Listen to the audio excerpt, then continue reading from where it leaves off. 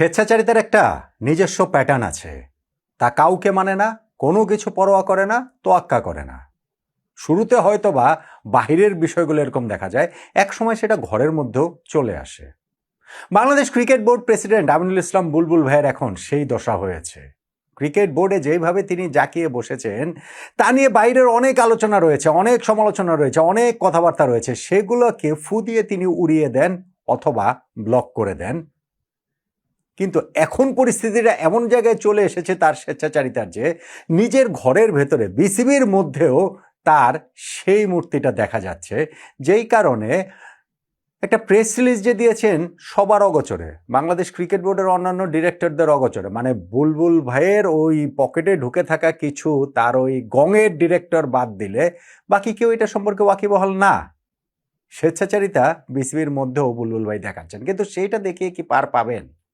এই যে একটা তদন্ত কমিটি গঠন করা হয়েছে বিসিবির সর্বশেষ নির্বাচনে অনিয়ম হয়েছে কিনা, দুর্নীতি হয়েছে কিনা, একই সঙ্গে যুব ক্রীড়া মন্ত্রণালয়ের প্রতিমন্ত্রী আমিনুল হক তো ঘোষণা দিয়েছেন বিশ্বকাপে বাংলাদেশ কি কারণে খেলতে পারেনি, কাদের কারণে খেলতে পারেনি, সেটা নিয়েও একটা তদন্ত কমিটি গঠন করা হবে ঈদের পরে। এই যে যুগপৎ তদন্ত কমিটির কাজ, এই যে দুইটা তদন্ত কমিটি একই সঙ্গে কাজ করবে, বিসিবির নির্বাচনটা কি যথাযথ প্রক্রিয়ায় হয়েছে কিনা, এবং বাংলাদেশ টি-20 বিশ্বকাপে কেন কাদের কারণে খেলতে পারে না, কি কারণে পারেনি, এই জোড়া ধাক্কা সামলে আমিনুল ইসলাম বুলবুল ভাইয়ের এই ক্রিকেট বোর্ড কি টিকতে পারবে? পারবে না। আমি অনেক আগে থেকেই বলছি যে প্রক্রিয়া যেটাই হোক না কেন এই ক্রিকেট বোর্ড টিকবে না, এই ক্রিকেট বোর্ড থাকবে না। জাস্ট শুধু হচ্ছে কি এখন প্রক্রিয়াগত ব্যাপার, জাস্ট শুধুমাত্র এটা সময়ের ব্যাপার। বিশ্বকাপে বাংলাদেশ যে খেলেনি সেইটা আমি মনে করি, একটা তো হচ্ছে নির্বাচন কেন হয়নি, মানে কি নির্বাচন হয়েছে, প্রশ্নবিদ্ধ নির্বাচন হয়েছে, কিভাবে কি করেছে, সেইখানটা তো বুলবুল ভাইয়ের পার পাওয়ার উপায় নাই।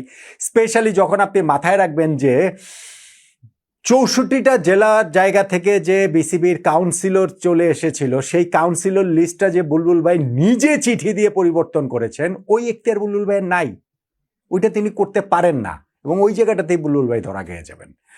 নির্বাচনের অনেক প্রশ্নের জায়গা রয়েছে, কিন্তু ওইটা কাগজে কলমে যেই দালিলিক প্রমাণটা রয়ে গেছে, সেইখানটাতে বুলবুল ভাইয়ের ওই জায়গাটা থেকে পার পাওয়াটা কঠিন হবে বলেই আমার কাছে মনে হয়। নির্বাচনটা ভালোভাবে যেন ভবিষ্যতে হয়, সেই জন্য এই সর্বশেষ যে বিসিবির নির্বাচন, সেইটার কোথায় কি লুপহোলসগুলো ছিল খুঁজে বের করা জরুরি। এবং আমি মনে করি ভাই তার চেয়ে অনেক অনেক অনেক বেশি জরুরি টি-20 বিশ্বকাপে বাংলাদেশ কেন খেলেনি, কাদের কারণে খেলেনি, সেইটা খুঁজে বের করা। এবং সেইখানটাতে ভবিষ্যতে যেন কেউ বাংলাদেশের ক্রিকেট আবেগ নিয়ে আর খেলতে না পারে, ভবিষ্যতে যেন ক্রিকেটকে কেউ জিম্মি করতে না পারে, ভবিষ্যতে যেন আমাদের ক্রিকেটকে কেউ ধ্বংসের ষড়যন্ত্র না করতে পারে, সেই জন্য সেটা ভীষণ রকম জরুরি। টি-20 বিশ্বকাপে আমরা খেলিনি কেন? বাংলাদেশ ভারতের মাটিতে গিয়ে খেলবে না, কেননা ভারতের মাটিতে খেলাটা বাংলাদেশের জন্য নিরাপদ না। এই তো মোটা দাগের কথা। আচ্ছা, টি-20 বিশ্বকাপ যে একটা মাস ধরে হলো, ভারতের 5টা আলাদা আলাদা শহরে, কলকাতা, দিল্লি, মুম্বাই, চেন্নাই, আহমেদাবাদ, 5টা আলাদা শহরে যে 35টা ম্যাচ হয়েছে, নিরাপত্তার কোথায় কি সমস্যা হয়েছে আমাকে বলেন তো দেখি। কোন বিশ্বকাপের ম্যাচগুলোতে মাঠের বাইরে বোমা বিস্ফোরণ ঘটেছে, সন্ত্রাসবাদী কার্যক্রম হয়েছে, দর্শকদের সমস্যা হয়েছে, ক্রিকেটারদের সমস্যা হয়েছে, কোন জায়গাটাতে কোন প্রবলেমের জায়গা, নিরাপত্তার ঘাটতি কোন জায়গাটাতে ছিল? আচ্ছা, অন্যান্য দেশের ক্ষেত্রে হবে না, সেটা শুধু বাংলাদেশের ক্ষেত্রেই হবে, এটা আপনি বলতে চান না? তাহলে আপনি আমাকে একটু বলেন তো দেখি, যে বাংলাদেশের যে 2জন আম্পায়ার, শরফুদ্দৌল্লাহ ইবনে শহীদ সৈকত ভাই এবং গাজী সোহেল ভাই, তারা যে ওয়ার্ল্ড কাপে আম্পায়ারিং করে আসলেন, কোথায় কোন সমস্যা হয়েছে? গ্যালারি থেকে দর্শকরা কি তাদের দুয়োধ্বনি পর্যন্ত দিয়েছেন? কোথাও কি তাদের ওরকম এক্সট্রা সিকিউরিটি দিতে হয়েছে বাংলাদেশের আম্পায়ার বলে? অনেকে বলার চেষ্টা করেছিলেন যে, কেউ বলার চেষ্টা করেছিলেন যে বিশ্বকাপের আগে আগে নিউজিল্যান্ডের বিপক্ষে যে সিরিজটা ছিল সেইখানেও সৈকত ভাই আম্পায়ার ছিলেন, কিন্তু তাকে অনফিল্ড আম্পায়ারিং এর দায়িত্ব একটা ম্যাচও দেওয়া হয়নি, 3টা ম্যাচে তাকে টিভি আম্পায়ারের দায়িত্ব দেওয়া হয়েছে। কেননা অনফিল্ড আম্পায়ারিং যদি তিনি করতেন তাহলে এখানে নিরাপত্তার ঘাটতি হতো, ওইখানটাতে সমস্যা হতো, ফলে বাংলাদেশ আসলে ওয়ার্ল্ড কাপে খেলতে যেত, যে তখন যেহেতু ওই ইস্যুটা চলছিল, ফলে বাংলাদেশের না যাওয়ার পক্ষে একটা জায়গা তৈরি হতে পারতো। এই জন্য তাকে টিভি আম্পায়ারের দায়িত্ব দেওয়া হয়েছে, অনফিল্ড আম্পায়ারের দায়িত্ব দেওয়া হয়নি। ওয়ার্ল্ড কাপে তো অনফিল্ড আম্পায়ারের দায়িত্ব পালন করেছেন, কি হয়েছে? কোথাও কোনো সমস্যা হয়েছে? আমার জানা মতো হয় নাই। আপনি যদি অন্য একটা চশমা পরে থাকেন চোখে, তাহলে আপনি সেটা সমস্যা দেখলেও দেখতে পারেন। আমাকে একটু আলোকিত করেন, ওই চশমা দিয়ে একটু দেখান, আমি তাহলে সেটা নিয়ে আলোচনা করতে পারি। বাংলাদেশের ধারাভাষ্যকার আতার আলী খান তিনি বিশ্বকাপে গিয়েছিলেন, বিশ্বকাপে তিনি ধারাভাষ্য দিয়েছেন। কোথাও কোনো সমস্যা হয়েছে? কেউ আতার ভাইকে গালিগালাজ করেছে? কোন জায়গাটাতে কি হয়েছে আমাকে একটু বলেন তো। মানে অ্যাবিউজটাও করেছে কিনা, একটা তো নিরাপত্তা ঘাটতির ওইটা বাদ দেন, আপনি অ্যাবিউজটাও কি আসলে কি বাংলাদেশের এই আম্পায়ার ধারাভাষ্যকারদের ক্ষেত্রে হয়েছে কিনা? আমি যতটা জানি হয় নাই তো। আর সরকারের যে এই যে ডাবল স্ট্যান্ড এবং তারা ক্রিকেট দলকে খেলতে যেতে না চাওয়াটা, এইটা যে তারা কিভাবে নিয়েছে সেটা বোঝা যায় যখন বাংলাদেশে একটা শুটিং দলকে ওই ওয়ার্ল্ড কাপ চলাকালীন সময় ওই ভারতে ওই দিল্লিতেই খেলতে যাওয়ার অনুমতি দেয়। বাংলাদেশ শুটিং দল তো দিল্লিতে খেলে এসেছে সেই ফেব্রুয়ারি মাসে বিশ্বকাপ চলাকালীন সময়ে। হ্যাঁ, শুটিং অত বেশি হাই প্রোফাইল খেলা না।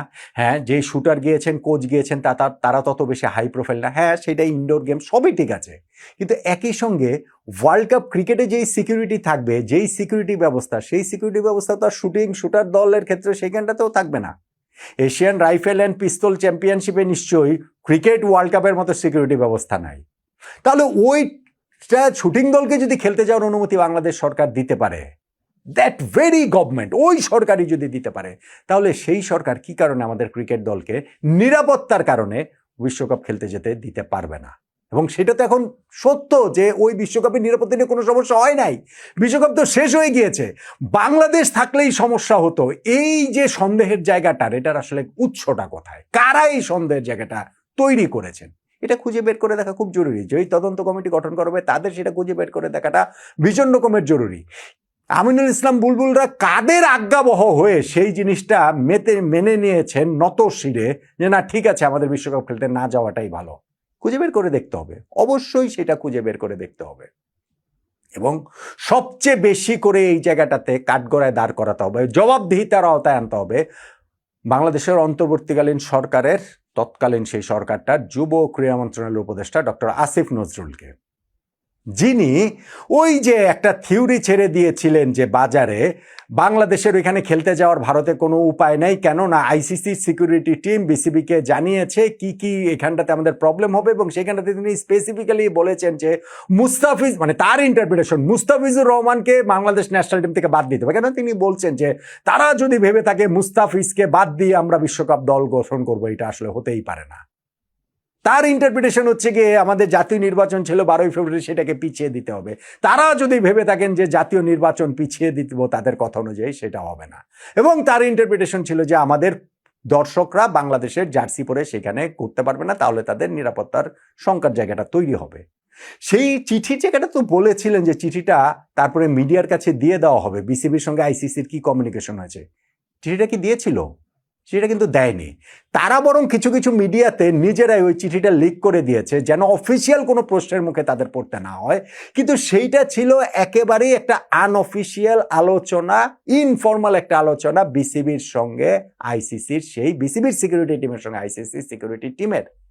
এরকম শত শত ইমেল চালাচালি হয়, রেগুলার হয়, প্রতিদিন হয়, প্রতিনিয়ত হয়, প্রতি সিরিজে হয়। এই কারণে বাংলাদেশ ওয়ার্ল্ড কাপ খেলতে যাবে না হিসেবে যেইভাবে উপস্থাপন ডক্টর আসিফ নজরুল করেছিলেন, সেটার উদ্দেশ্যটা কি তদন্ত কমিটি সেটাও খুঁজে বের করে দেখতে হবে। এবং সেইখানটাতে বাংলাদেশ ক্রিকেট বোর্ডের তরফ থেকে কোন সায় ছিল, আমিনুল ইসলাম বুলবুল ভাইদের কি সায় ছিল, কিভাবে তারা জি হুজুর করেছেন, সেটাও খুঁজে বের করে দেখতে হবে। এই ডক্টর আসিফ নজরুল যে একজন ক্রিকেট বিদ্বেষী মানুষ, তিনি যে ওই যে বলেছিলেন যে ক্রিকেট একটি পার্শ্ববর্তী দেশের হেজিমনি আমাদের উপরে চাপিয়ে দেওয়ার খেলা, এবং সেই কারণে আমাদের ফুটবলটাকে গলা টিপে মেরে ফেলা হয়েছে ক্রিকেটকে প্রাধান্য দিতে গিয়ে। সেই পার্শ্ববর্তী দেশ ভারত, সেই হেজিমনিটা হচ্ছে ভারতের হেজিমনি হচ্ছে ক্রিকেট। এই যার মনোভাব, তিনি তো ক্রিকেট খেলা ধ্বংস করতেই চাইবেন। সো যখন তদন্তটা করা হবে তখন এই সমগ্র বিষয়গুলো নিয়ে যদি তদন্তটা করা হয়, শুধুমাত্র একটা লোক দেখানো তদন্ত কমিটি গঠন করলাম, কয়েকজনের শুধুমাত্র একটা ইন্টারভিউ নিল, কথাবার্তা বলল, তারপরে হচ্ছে গিয়ে তাদেরকে ক্লিন চিট দিয়ে দিল, তাহলে সেটা হবে খুব দুঃখজনক। তাহলে ভবিষ্যতেও বাংলাদেশ ক্রিকেট নিয়ে ষড়যন্ত্র করার মতো সাহস অন্যরা পেয়ে যাবেন। কিন্তু এইবার যদি এই সবগুলো বিষয়কে খতিয়ে দেখা হয় এবং সত্যটা সামনে নিয়ে আসা হয়, এবং সেই কারণেই আমি বারবার বলছিলাম যে তদন্ত কমিটি তো গঠন করতেই পারেন। এই যে জাতীয় ক্রীড়া পরিষদ একটা তদন্ত কমিটি গঠন করে দিয়েছে না, বিসিবি নির্বাচনে অনিয়ম হয়েছে, কতটা অনিয়ম, কোথায় কি হয়েছে না হয়েছে। কিন্তু আমার কাছে বিশ্বকাপের ক্ষেত্রে এটার আমার দাবিটা হচ্ছে বিচার বিভাগীয় তদন্ত কমিটির, তাহলে তারা স্বাধীন এবং একেবারে স্বাধীন নিরপেক্ষভাবে তদন্তটা করতে পারবে। এইটা বাংলাদেশ ক্রিকেটের জন্য ভীষণ ভীষণ ভীষণ রকমের জরুরি। যেই নিরাপত্তার শঙ্কার কারণে ভারতে বাংলাদেশ জাতীয় ক্রিকেট দলকে বিশ্বকাপ খেলতে পাঠানো হয়নি, সেই ভারতের 5টা শহরে 35টা বিশ্বকাপ ম্যাচ নির্বিঘ্নে অনুষ্ঠিত হয়ে গিয়েছে। সেই ভারতে বাংলাদেশের 2 আম্পায়ার এবং ধারাভাষ্যকার গিয়ে বিশ্বকাপে তাদের কাজ করে এসেছেন। সেই ভারতে গিয়ে বিশ্বকাপ চলাকালীন সময়ে আমাদের শুটার দলকে খেলতে যাওয়ার অনুমতি আমাদের সরকার দিয়েছে, কিন্তু আমাদের ক্রিকেট দলকে তাহলে খেলতে যেতে দেয়নি কেন? এইখানে Bangladesh cricket board president Aminul Islam Bulbul সহ তারা প্রো ক্রিকেট বোর্ড এবং ক্রীড়া উপদেষ্টা ডক্টর আসিফ নজরুল, তাদের ভীষণ রকম যে সন্দেহজনক ভূমিকা, সেগুলো তদন্ত কমিটির মাধ্যমে আলোর মুখ দেখবে। ওই অন্ধকারটা আমরা আসলে দেখে নিতে চাই, যেন ভবিষ্যতে বাংলাদেশ ক্রিকেট নিয়ে আর কেউ ষড়যন্ত্র করতে না পারে। ওই রকম একটা তদন্ত কমিটি ক্রীড়া প্রতিমন্ত্রী আমিনুল হক কি করে দিতে পারবেন না? যদি সম্ভব হয় বিচার বিভাগীয় তদন্ত কমিটি, সম্ভব না বলেন তো?